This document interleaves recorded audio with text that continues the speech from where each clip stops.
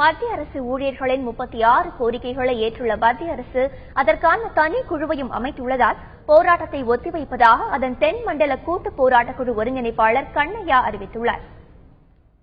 மத்திய அரசு நம்முடைய கோரிக்கைகளுக்கு சுமூகமாக சாதகமாக குழுக்களை அமைத்தது மட்டுமில்லாமல் 4 மாதத்திற்குள் அந்த பிரச்சனைகளை தீர்ப்பதற்கு வழி காண்போம் என்ற உறுதிமொழி அளித்ததன் காரணமாகவும் இந்த ஒப்புதல் பிரதம மந்திரியிடம் பேசி அவர்கள் அந்த ஒப்புதலை கொடுத்திருக்கின்ற காரணத்தினால் நாட்டு மக்களுடைய நலன் கருதி பொருளாதாரத்தை மனதில் கொண்டு இந்த காலவரையற்ற பொது வேலை நிறுத்தத்தை ஒத்திவைக்க வேண்டும் என்ற முடிவினை National Joint Council of Action முடிவெடுத்திருக்கின்றது.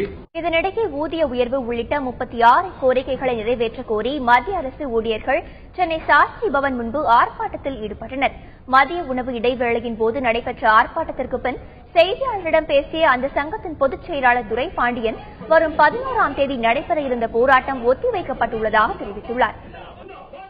6ஆம் தேதிதான் 4 மாத அவகாசம் கொடுத்து அவர்கள் அமைக்கிற கமிட்டி 4 மாதத்துக்குள்ள அறிக்கை தரும் என்று சொன்ன காரணத்தினால் அந்த அறிக்கை வருகிற வரையில் நாங்கள் காத்திருப்போம்.